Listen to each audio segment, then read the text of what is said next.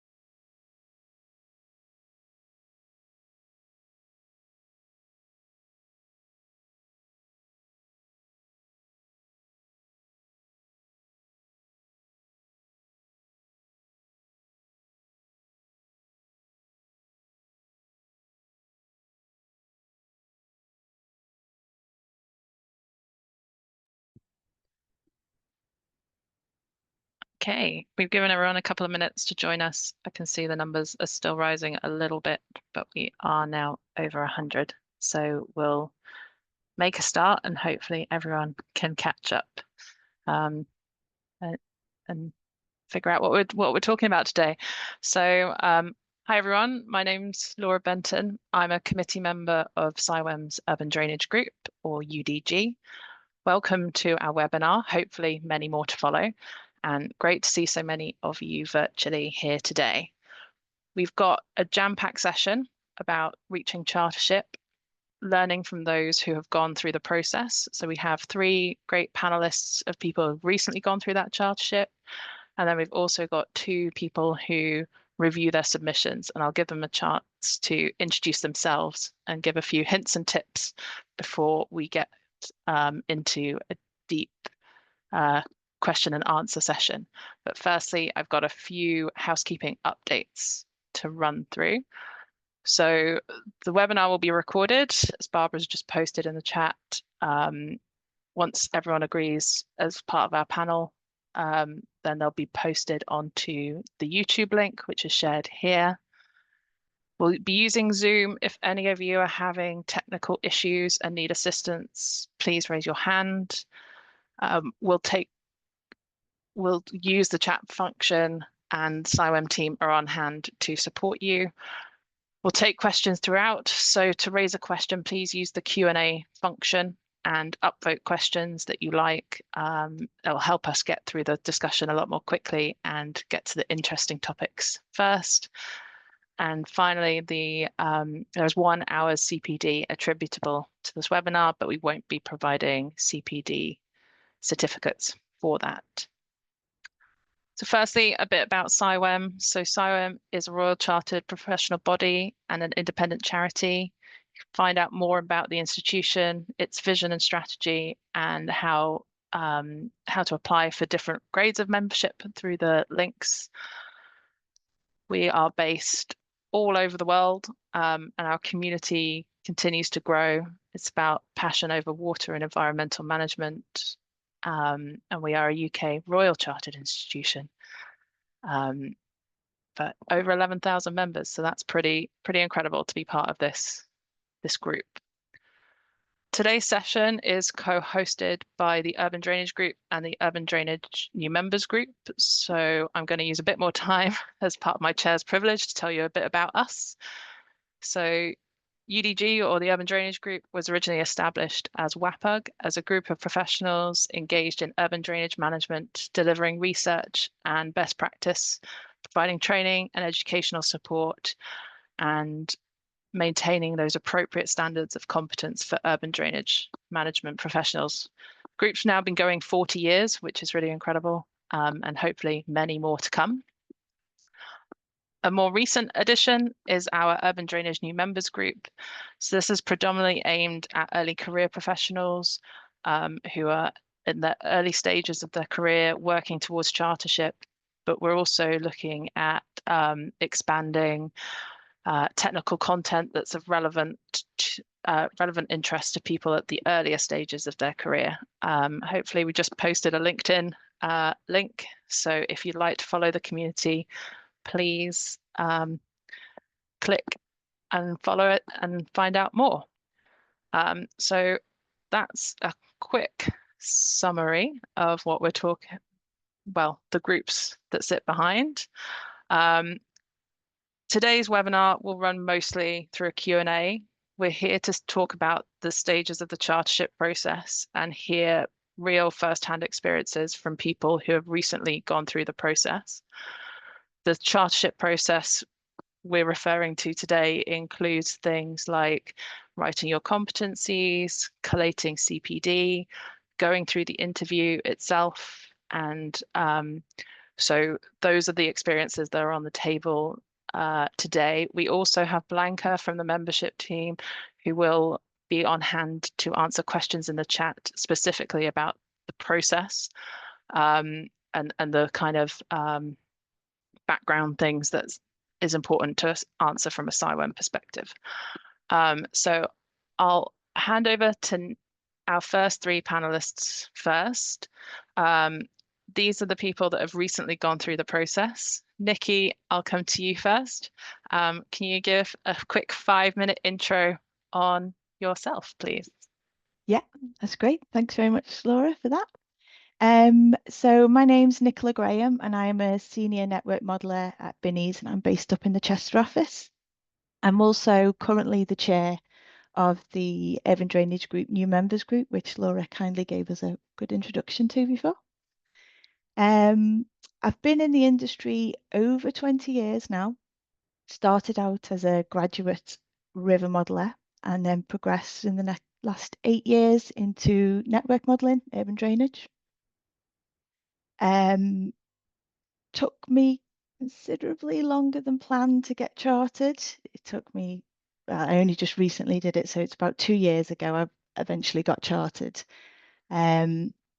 For many reasons. I think for me, I built it up to be a lot more scary than what it was.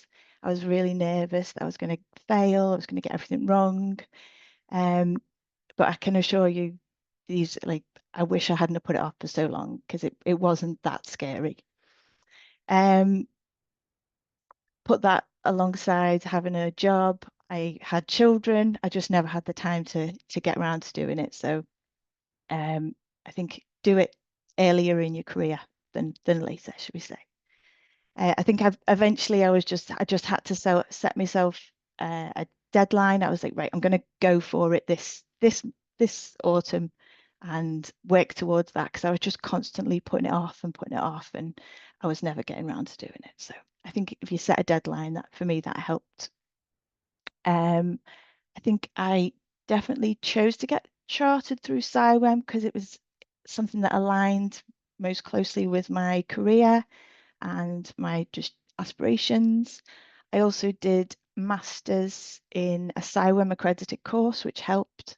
And I'd obviously, as chair of the new members group, I've got the general relationship with CIWEM anyway. I think talking about the most challenging aspect for me was, apart from finding the time and the energy with the kids, was I think the just setting that deadline. I think the process, it makes you reflect on your career and your achievements, which is rewarding, but totally daunting at the same time. And I also find it difficult to be sort of like, I did this and I did that. And I think that's definitely a mindset change that was quite a big step for me, because you used to sort of talking about we as a team and things like that. I think to prepare for the interview, I would just say to practice as much as you can. Practice your presentation, practice any questions that might come up. Yeah, I think that's me really. Cool. Thank you, Look Nikki. forward to any questions. Yeah, please put your questions in the Q&A, and Danny is on hand to moderate them. Not that we'll moderate any out, but please don't forget to put them in and upvote them. Right, now it is over to Sunny to introduce herself. Yep. Hi, folks. So I'm Sony George. I'm a senior wastewater modeler with Atkins Realis, and I've got around 10 years experience in the modeling sector now. I'm based in Belfast, Northern Ireland, and I got chartered last year around May 2024. In terms of why I got chartered, I knew early on in my career that I did want to get chartered, mostly because if I looked around my industry, if I looked around my office, saw that most of the people that I admired and I looked up to were chartered. So for me, that seemed like the eventual progression as well. I had been working on my chartership for a while, but like Nikki said, when you're working on your projects and everything, chartership kind of steps down a bit. But I felt like in 2021, around that COVID time, was when I actually sat down and started drafting my competencies in detail. But then I noticed that some of the competencies, for example, like the C competencies, which was managing resources, promoting health and safety, those were not something that I could put in detail. So in 2022, I moved from India to UK, and my profile changed from being a modeler to more of a manager, working with resources and survey contractors and auditors. So I was able to use that sort of secondment opportunity to then enhance some of my weaker competencies. In terms of the preparation for the presentation, what I did was I picked a project that I was really passionate about. Although it was a few years older, I thought that my passion for the work would translate through that presentation. So that's why I picked that project. And what I'd recommend is try to hit your competencies as well when you're talking through that presentation as well. And that seemed to work for me as well. I had, in terms of the interview preparation as well, I made sure that I had a lot of sort of mock interviews, not just with my mentors, but with my colleagues, people who weren't even involved in the wastewater sector, so that I had a different perspective as well. And I kind of listed down all the typical questions as well, read up a lot on CIWEM magazines and recent articles and everything related to the water industry. And on the day of the interview, I felt like your reviewers don't really seem as daunting as you would have initially thought. They're there to help you. They're basically there to understand you and appreciate your journey. So I'd say focus on having a great conversation with them, great discussion with them on that day. And my recommendation to you would be just make a plan, set some regular calls with your mentor, because I felt like having a deadline with my mentor made sure that I went into each call having prepared, made sure that I wasn't wasting his time as well. So set those targets and your deadlines against finishing up your competencies and submitting your application. And finally, I'd just say, just use the whole process of trying to get chartered to genuinely improve yourself in your industry and to enhance your career progression. And that's me. Lovely. Thank you, Sunny. That's some really useful tips for future career progression. I like that. Right, and finally on to Rebecca. Do you want to introduce? Yeah, hi. I'm Rebecca Johns. I am a drainage and wastewater management planning manager at Severn Trent, or we call it DWMP for short because it's quite a mouthful to say in full. I've been in the water industry for 10 years. So I started at Severn Trent on the graduate scheme, and then after 2 years moved into the drainage and wastewater management planning team. and within the last year, I've now found myself managing that team. So yeah, can see how becoming chartered has actually helped me progress within my team and the organisation. I became chartered in May 2024, after sort of working on it for quite a number of years, and I think probably reiterating what Nicola was saying, but actually just finding the time to sit down and write it up, and prioritising getting all the things that were in my head down onto paper. I think that was probably one of the most challenging things. And when I did that, I found I had loads to say and loads of examples. I put blockers in my way to actually sitting down and writing it up. And I guess I was inspired by quite a few of my colleagues. So when I joined in the team that I'm in, there were a few people that had been part of the urban drainage group for a long while.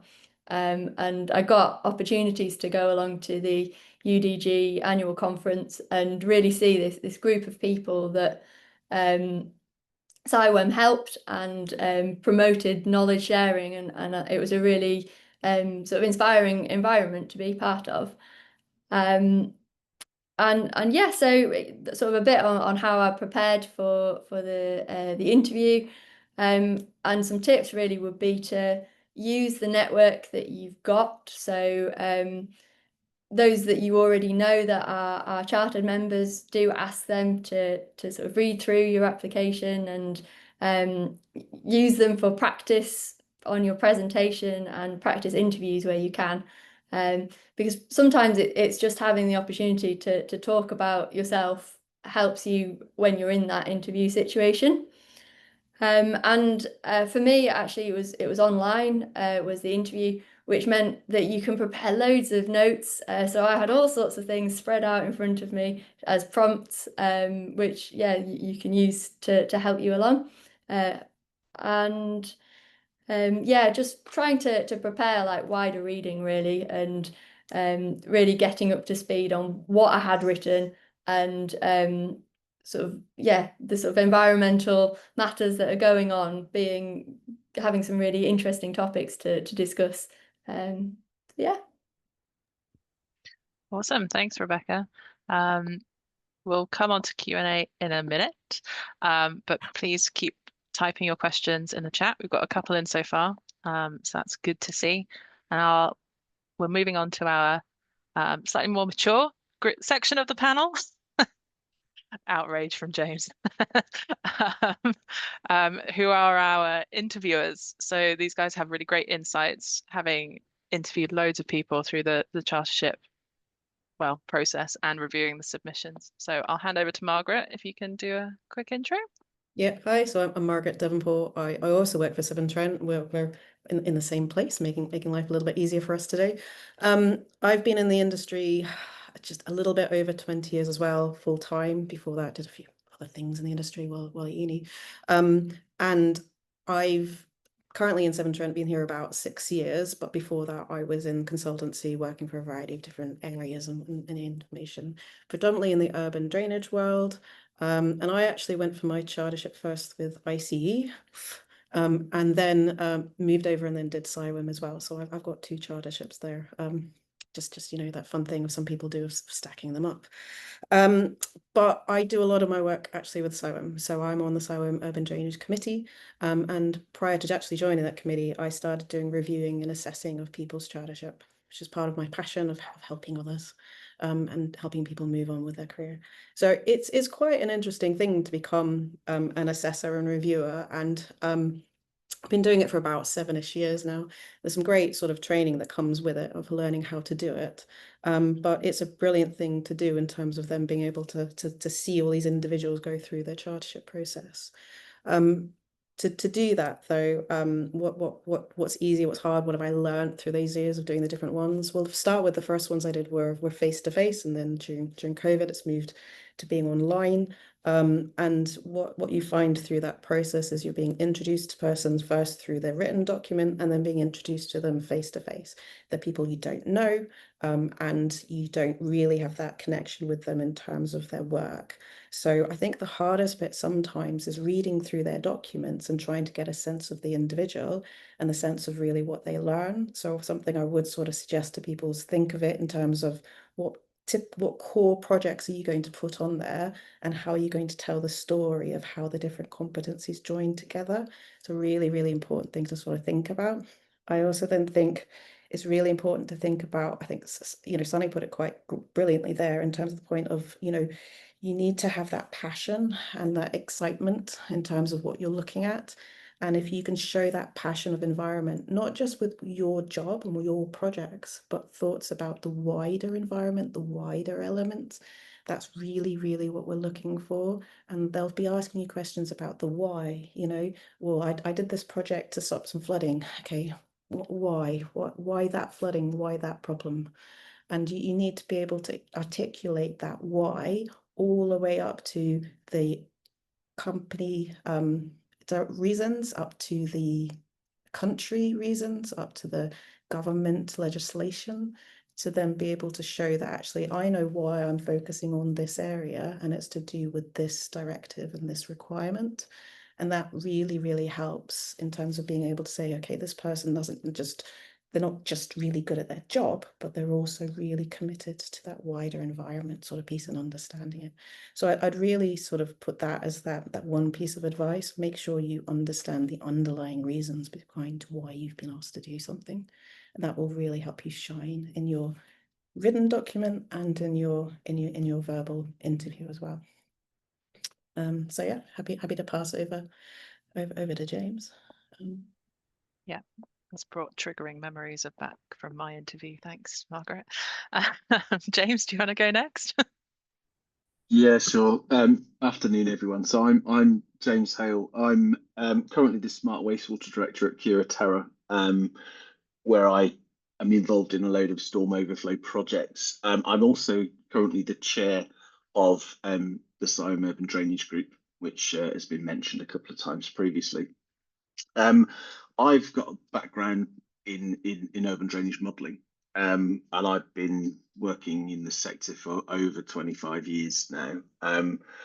I got chartered back in 2005 when we only had to deal with 10 competencies, and we had to do a lot more written work in addition. And the process was very different and took quite a long time. So actually all of the work that's been done by the head office team in the last few years to streamline the process and make it as easy for you to submit documentation, to work through that process into the review setting has been really, really good from a candidate's perspective. In addition to those kind of more strategic bits and pieces, I've done the assessment and review interview stage for a number of years as Margaret's mentioned just previously. In addition to that, I've spent 6 years on the Engineering Standards Committee and the Professional Standards Committee, which is the body that all of your submissions and all of your interviews ultimately come to for ratification, which I'll go into that in a bit more detail later on if needs be, as opposed to talking about that now. But when I started in the sector, I was in an organisation that actually put chartership into your development pathway. So you had to become chartered to progress within the organisation. So that's not necessarily the same as it is now, but because of the way that organisation worked and the people that were in charge of that organisation, we were very much encouraged to progress and push through that process. So I got chartered back in 2005 as a chartered water environment manager and a chartered engineer. So I did both designations with CIWEM at the time, and that's one of the things that I would recommend you think about at this stage that you're working on your journey. How does the work you've done, how does the skills and the things that you've developed over your career reflect in terms of those different charterships that CIWEM is able to provide. So Chartered Water Environment Manager is CIWEM and CIWEM alone, but there is Chartered Engineer, which has a whole set of competencies defined by the Engineering Council, and Chartered Environmentalist and Chartered Scientist as well. So depending on the role that you're going, the role that you're in, the work that you've done, that kind of decision around which of these you might want to go for at the same time or staggered, if that's an easy way of doing it, that's a conversation you can have with your mentor and your support team within the organization you work for, to make sure that you are aligned well with the competency basis for the different charterships that are there. That's a really important thing to note, because what we used to see in some of those organizations, or some of those submissions that we would get at various stages, would be one set of competencies brilliantly aligned and the other one not quite hitting the right mark. So it's really important to get the support for the different charterships, the different sets of competencies that you might be pushing forward with. The other element, and this was one of the things that I've always been passionate about, is modelers and supporting modelers through that chartership process. So back in 2005, we didn't have a huge number of them that were going forward, and that's partly over those years why we've ended up creating the WAPOG competency framework as was, which has evolved into the UDG competency framework and the UDG competency support document, which is available on the website now, to kind of demonstrate how the competencies that you are assessed against can be demonstrated through modelling type projects. So it's not just about wider environment, certainly not just about engineering. It's how you can do it in terms of that process, and that's one of the things that we've always been really keen on as a community within the Urban Drainage Group as well. So I think, Laura, I'll probably stop there and hand back. Yeah, thanks. We'll definitely come back to you as the Q&A continues. So that's all our panelists. Thank you everyone for introducing yourselves. Now, as I'm chair, I get to ask the first question, which is great. So for the recently chartered gang, if you're starting the process again today, what would you do differently? Who wants to? Nikki? I can Like, go. informal hands up. I know exactly what I did wrong first time. For me, it was not documenting the projects that I'd worked on all the way through. For me, I waited 20 years. Can I remember what I did yesterday? Never mind 10 years ago. It was a struggle. I'm not going to lie. Yeah, I can go through my CV, but it didn't always. So something that I've implemented with my direct reports now is, after each project, write down what you've been doing. What did you achieve on that project? And sort of how does it align with the goals that you're aiming for with the competencies? And I think that is definitely something that I would do next time. Next time? No, next time. Let's not do it again. If I was going again. Sunny, do you want to come on? I think, yeah, just the documenting, yes, that would be something I feel like I probably should have done better, especially the CPDs. But I think the more, it was just a case of being a little scared of it and just not going into it earlier than I would have wanted to. But also in hindsight, I think that having done it later on, I felt more of a all-rounded person ready for the interview. And I feel like if you are not sure when to do that, when to go through this process, have that honest conversation with your mentor. Ask them, do I look like I'm ready? Have I gotten through? I mean, have I done what I needed to do? So have that honest conversation though. So that helped me as well. But yeah, just I'd say not to be so scared about it. But yeah. Nice. Rebecca, do you want to add anything? Yeah, well, one thing that I'd really recommend is keeping a log of your CPD. Keep it relevant and up to date and regular as you're going. It's so much harder looking backwards and trying to work out what you did do. And there's loads that you end up doing, but yeah, it's much easier if you just keep a log of it as you go. And then I guess on another point would be, as you work through your career, you'll have a range of different projects that you've worked on, and if you're prepared and you sort of write them down as you go, I guess don't be afraid to sub weaker projects out or weaker examples out when you've got something that is more well-rounded, but you can fit in examples as you're going, but then think, well, actually, have I got something stronger now that I could use instead of that one? So that would be some advice. Yeah, I think when you're writing up your competency report and you've got that word limit and you're trying to, like, what is the most important thing to say? How does it reflect so closely to those competencies is really can be very challenging, because you don't think that anything's worth cutting out, but you have to be a bit ruthless sometimes. Cool, right, I'll go to the top question, which sort of similar, but what is your advice for early career grads who hope to achieve chartership in the future?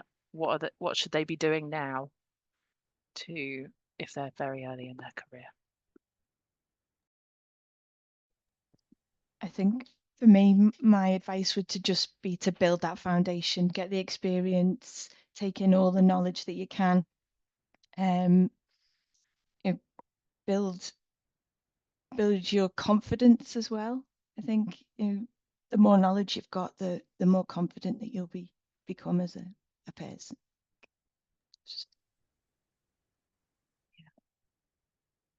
James, I think you're first.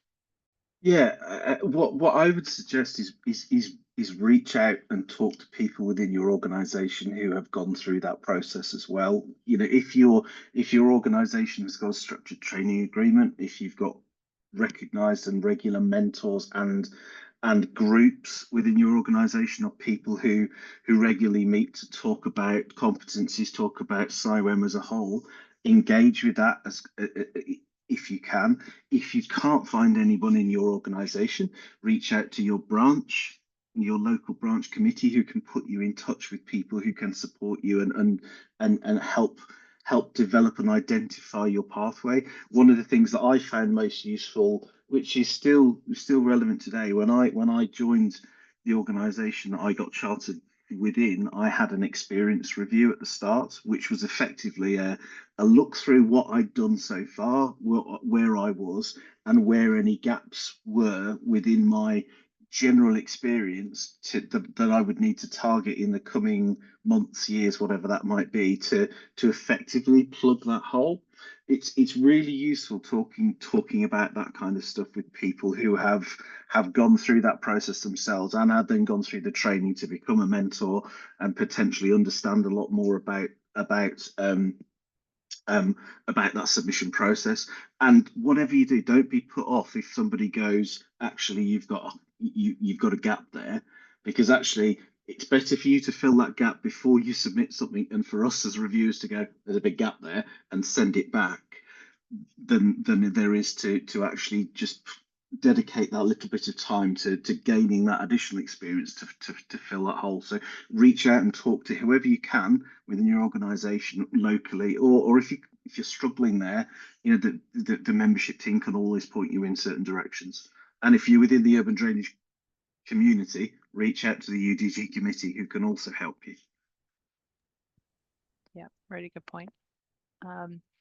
Severn Trent. Yeah, I'm really actually echoing James's point on sort of looking at the competencies and working out where your gaps are. So I remember sitting down with my manager and sort of saying, here are all the competencies I want to meet. I have gaps in this area and this area. So as and when work comes along that may allow me to gain experience in these areas, I'd like to take it, please.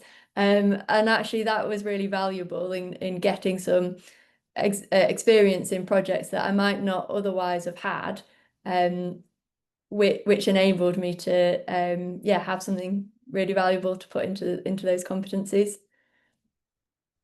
Great. Yeah, using that as a structure for your annual reviews and everything else, to use that as a point for discussion of areas of growth. That's really useful. Nice. Sunny? My advice would be just to stay inquisitive to the whole process. One thing I noticed very early in my career was that I had this tendency of just doing my work, doing my projects, because I was that technical sort of person. But I'd say think about the wider implications of your work. Think about other perspectives. Why am I doing this? What does this do for my environment? So sort of ask those questions, have those great conversations with your sort of team, with people outside your team as well. So I felt like that would eventually help you to sort of write down your competencies and improve your career as well. Yeah. Nice. Cool. Right, we'll move on to the next question now, which is possibly quite a short one. Can I demonstrate my competencies through multiple projects, or does it need to be a single project that covers all of them? I'm going to come to Margaret first. Yeah, I did start talking about this, didn't I? So within the competencies, as people have said, it's great to sort of annotate and work through to say what projects do you think are your strongest projects for each of those competencies. I will also highlight that A1, A2 isn't really about your projects, it's about the wider element. Okay, so don't think about your projects for the A1s, think about your projects for the other ones, you know. But then think about it in terms of, okay, when I've annotated and said, okay, I think my strongest projects across the board are maybe 3 or 4 projects, maybe they're the ones to really focus on in terms of using for most of the competencies. If there's one which is then maybe from another project, that's fine, add it in. But if you loop through together, it sort of helps with the sort of the situation of someone reading it who's very fresh, very new, doesn't know your background. So it sort of helps that. If you put in 12 different projects, it is really, really hard to read. So you want to go for that little mid-balance point of how many different projects and different things you're putting in there. I would also very much highlight the fact that you might work in a certain world of acronyms for your world and your projects. Maybe no one else does. So please don't write the whole thing in acronyms. I know that might help you with your word count, but it makes it really hard to read because we may not know the same acronyms as you. So I really would highlight that point because it makes it amazingly complicated when you're trying to read someone's documents. But yeah, a few different projects, think about it, think about the story. Don't use the same one all the way through. You want a few in there and think about how many times you're using them, how many different projects, and how you're looping that together. And maybe at the same time, think about which projects you might take forward for your interview.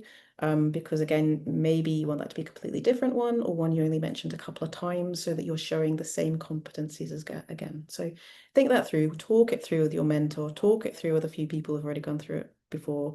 And then you can sort of write it quite succinctly, can't you, in terms of pulling it all together. Hopefully that answers that question. Yeah, I think it does. Does anyone else want to add anything on top of that, or are we all happy? Everyone's happy. Everyone was nodding quite a lot, so that sounds good. Cool. Next question is, what are your best sources for wider reading and knowledge? So this, I think, comes back to the A1, A2 type competencies of how we stay up to date with the industry and wider water and environmental world. Anyone want to go first? No. Sonny? Oh, Yep, I can. sorry. Yeah, that's all right. I think the CIWEM magazine was sort of my first step though of kind of going through that and then trying to see sort of the relevant issues from there, and then maybe post that going to Google and sort of reading up recent articles and stuff. I did feel like the mock interviews quite helped me as well, because by then when I was asked on questions that I didn't know and I had to go back and prepare, that kind of made sense that these were the things that I was weak in. I also listened to a lot of the Planet Possible podcast as well. I thought that was quite interesting. I would put that on when I was going for a walk, and sort of those kind of things helped me just keep up to date on things that was happening around in my industry. Yeah. Cool. James, you got your hand up.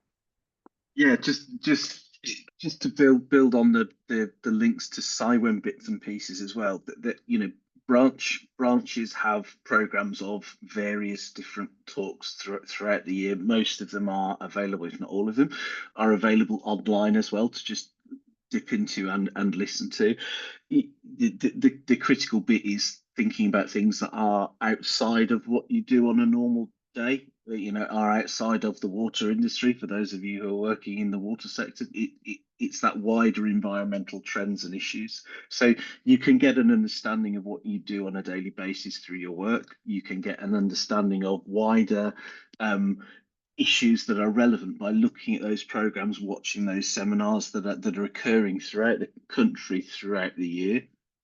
Bear in mind there are all sorts of other institutions available. You can go and watch ICE things. You can go and watch all of the other associate things that anything that is going to be relevant or timely. You know, even to a certain extent, keeping an eye on the news. What's actually happening at the moment around the world from an environmental perspective?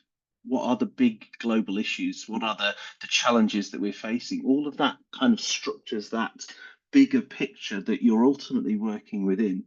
And just bear in mind that those are the things that we are going to be picking up on is have you looked outside of your head down day-to-day work? And that's the really important thing. Don't focus there, look up and focus there. Yeah, really good point. Seven, Trent? Yeah, I just wanted to sort of add on that. I mean, you can read and look into so many and sort of absorb this information from all these different great places that have been talked through. But I'd also recommend then chatting to someone and talking it through with someone as an individual. So your mentor, for instance, or maybe a few other people in your workplace or through something else to say, you know, so that you're able to have that style of conversation. So you've not just got the knowledge in your head, but you feel comfortable talking about it. A lot of the questions that we ask you are for us to have that sort of peer approach conversation with you about a topic. We're not looking to get a perfect technical answer. We're looking to have that conversation with you. And I would sort of articulate the difference between a CIWEM and a CIENG interview. So if you're going for CIWEM by itself, it very much is about that ability to articulate the conversation and talk about the different elements. We're not looking for you to know the technical nuances of it. But if you're coming for CIENG, there might be some elements where we are looking for you to have the technical nuance because there's a different expectations for that one.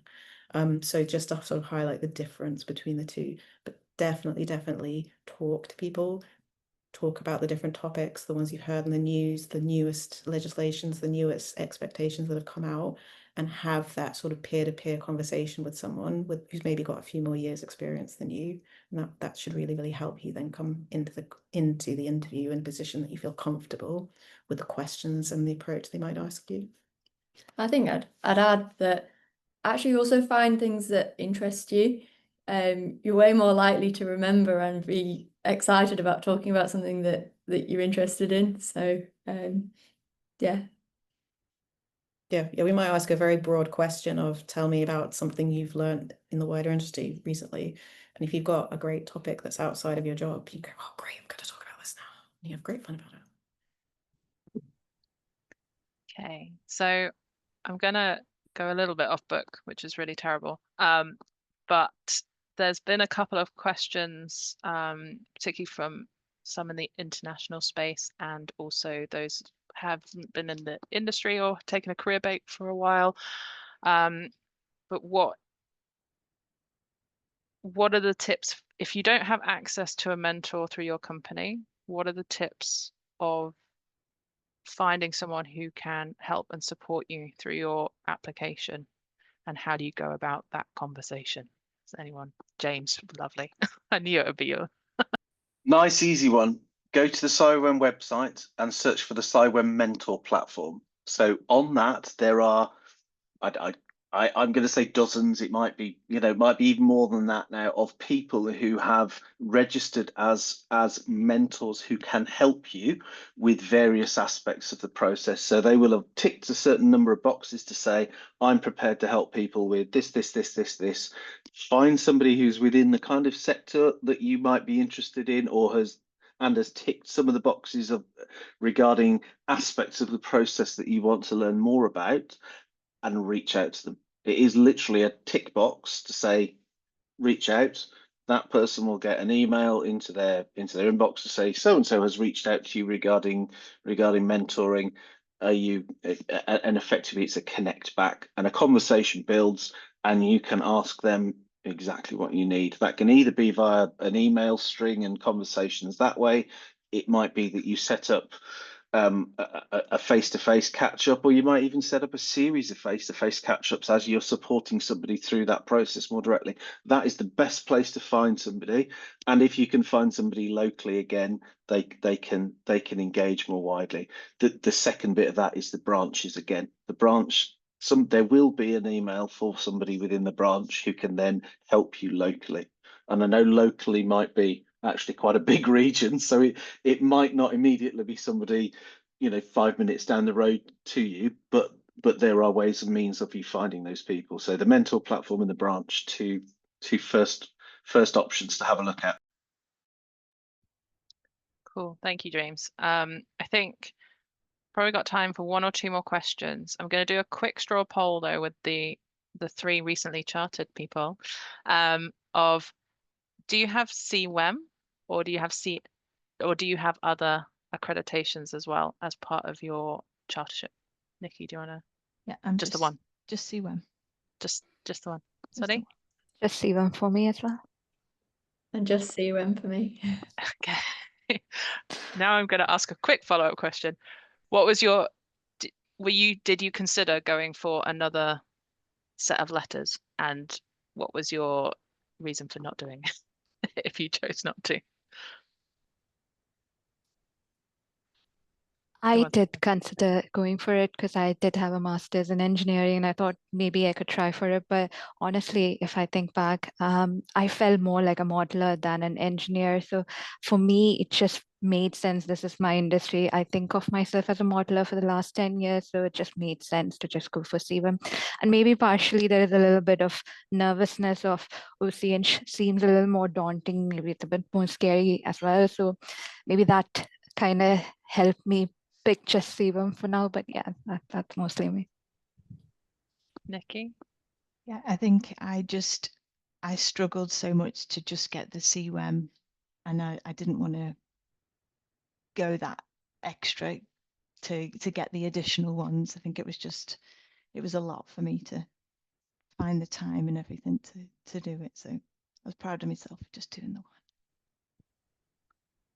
And Rebecca, do you want to? Yeah, put I you on the spot. considered the chartered environmentalist route as well, but in the end thought actually it made sense just to focus on the one that felt the most important, but would recommend having a look at others if you're interested in them.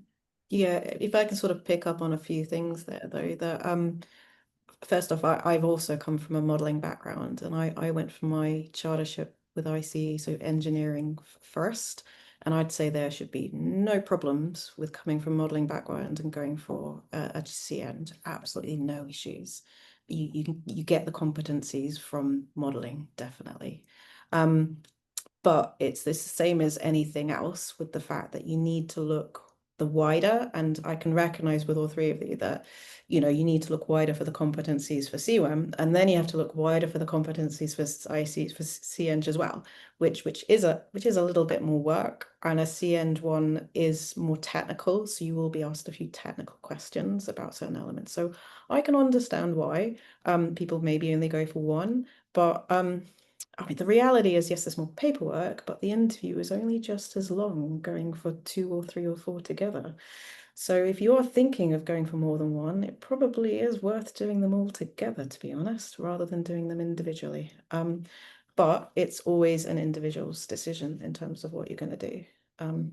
I know someone who's gone for all 4, and I think he's very proud of having all 4, but I think it's very rare to do that. Bet they are. All those letters. Yeah. After their name. Yeah, it's one of my regrets, like 10 years after chartership, of not having all those extra letters, not not calling myself a chartered engineer anymore. But anyway, James, you want to come in? Yeah, it makes your business card very big the more you have, which is always useful. It's the flip side of effectively what Margaret said is don't, if you're ready and you've got all of that experience and you've got the time and the inclination to fill in 2-3 lots of 4,000 words, go for it, especially if you've got that support network who's able to look at C.WEM competencies and to look at CN competencies and CN competencies. Again, making sure you've got the network to support you to go, actually reading this with you, it looks like you've ticked all the boxes. Because again, one of the things we see quite often is a perfectly good C.WEM submission, but weaknesses in the engineering aspects of it because they probably haven't had that same level of support and same level of rigor in that assessment.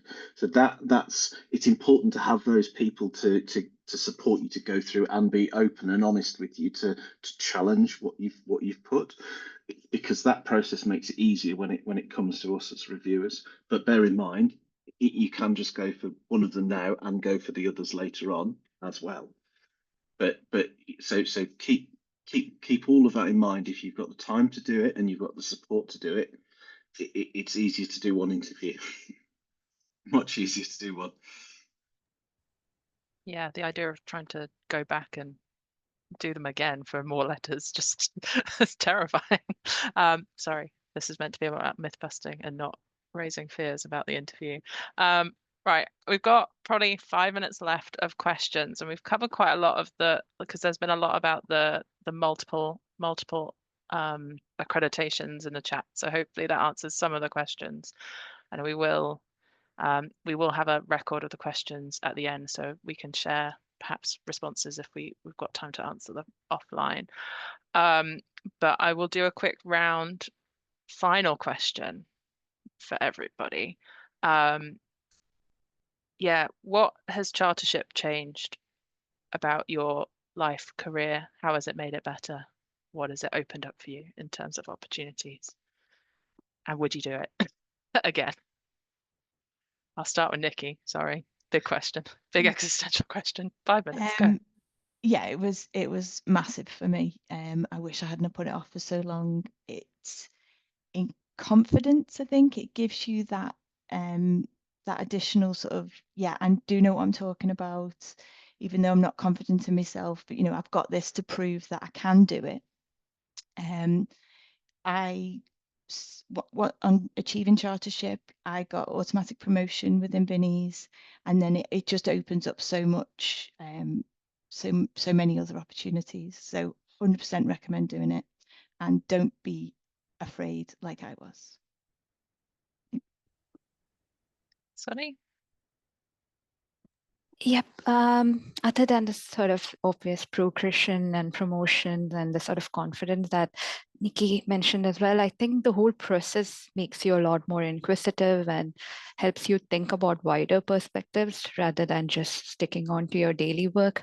And I also think that having done it, I've quite enjoyed the mentorship that I do with my juniors as well. So that's really opened up another perspective for me. So yeah, I'm quite happy with that as well. Nice. That's some nice reflections. Rebecca? I really like the encouragement that CIWEM gives to keep on learning. And even when you are chartered, to keep on learning from each other and to share that knowledge with others. So I think that's a really beneficial part of CIWEM. Nice. Margaret? Yeah, I mean, for me, I'm just harking back. It's been a little while since I got chartered, but I think the fact that I'm able to meet and be introduced to all these amazing people coming for the chartership, I couldn't do that if I also wasn't at that position. I couldn't really be on the committees I'm on at the moment without that position. And being able then to help and support and develop and work with the wider world of urban drainage, which I think is a really great thing to do. Definitely, you know, a lot of people go, oh, chartership, that's the big step, and it definitely, you know, is a very important part, but actually there's a huge amount after it that you can keep on doing and keep on being involved in. And I find that really nice around CIWEM, that it just keeps on going, and there's new different things you can get involved in. So even after you finish your chartership and you have that little break and that deep sigh and go, okay, that's over. After you've gone past that stage, do then think about, well, what's next? What else can I get involved in? What else can I do to sort of keep those wider links going? And I find that then really helps me with my work as well, and with my development, which is really, really important. Nice. And finally, James, anything to add? No, I'd echo everything that's been said. It's incredibly valuable. It enables you to engage with new networks, new communities, and you know, for me, you know, the most rewarding part of it is being able to help, you know, others go through and support them through that process afterwards. There's people in various organisations that I've mentored, I've helped, I've worked with, and it's great to see them come through this process and then go on and do exactly the same kind of things that I've been doing. You know, and there's so many ways to help. You know, once you're chartered, you can become a mentor, you can help those people, you can go and do interviews and assessments as well. You can then go and work on the committees within CIWEM to change and support the process and refine the process over the years as we do. And as you move towards, you know, fellowship with time, you know, all of those things are things that you can get involved with once you are a member and you are chart, and you are getting involved with all of those additional things that can be done, especially if, you know, professional development of others and supporting those others is a big part of your career. It's really, really rewarding. Brilliant. Thank you so much. I think I've got a few things to wrap up, but thank you so much to all our panelists. Well done, and thank you for being so honest and sharing all your reflections. It's been really valuable, and hope everyone on the call in the disembodied ether have enjoyed listening to the discussion we've had today. Apologies if your question hasn't been answered. As I said, we'll may take them away and try and get responses to them out, maybe through the new members group, but I'm just ad-libbing here. So when Nikki gets scared then. Just going to share my screen very quickly, hopefully. Hopefully you can see that. I'm hoping someone will nod. Yeah. So just wanted to flag some of the CIWEM events that we have on the calendar, particularly to highlight the CIWEM Urban Drainage Group annual conference. This is a great event that we are carefully curating the program for right now, focusing on some of the big urban drainage issues. We also have the Adam Dean Award, which is part of that conference, and abstracts close tomorrow. So if you are interested in submitting, it's focused on early career professionals, and it's a less intimidating entry to some of the urban drainage group conference aspects. So if you'd like to submit for that, that would be wonderful. Find the link through the Urban Drainage Group conference website.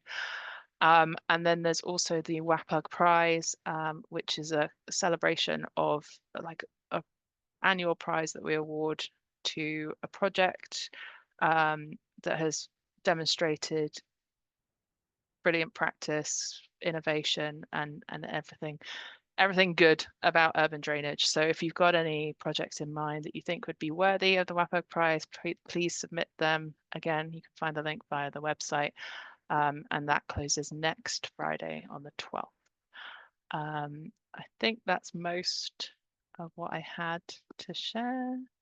But a couple of links to the kind of learning and development and publications that we have, and also our competency guidance document, which James referred to earlier, which covers a few more detailed examples of how urban drainage can link into some of the competencies. So really recommend if you're looking at building all those competencies and getting ready for your chartership. I think that's everything. So thank you everybody for joining us, and please come to Birmingham for our conference. Thank you, and thank you speakers again. Much appreciated.